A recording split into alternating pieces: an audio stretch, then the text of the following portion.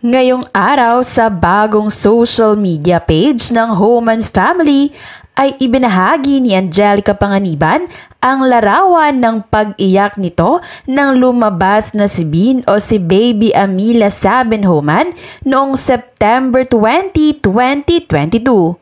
Sa Cardinal Santos Medical Center nanganak si Angelica. At 1 week after manganak ay unti-unti nang nagbabalik sa social media ang aktres.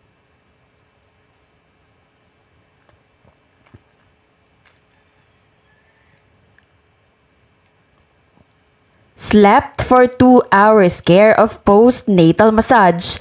Kaya na ulit magpuyat.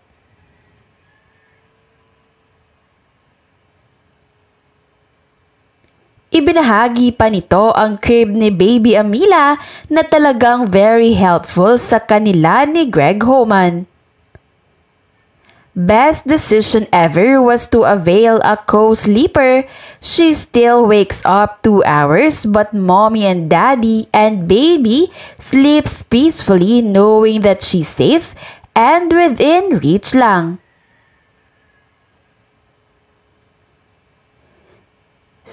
Super thankful si Angelica sa mga blessings na dumadating sa kanya at sa mga taong patuloy na nagpapadala ng mga pagkain at mga gamit para kay Baby Amila.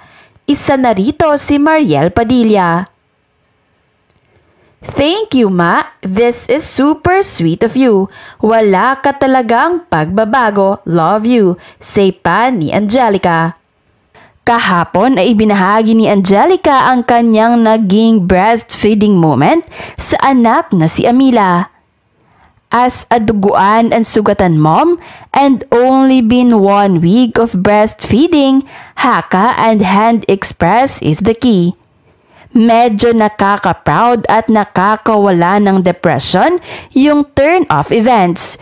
2 rounds of pumping pa lang at parang may mabubusog na naman akong napakatakaw na baby.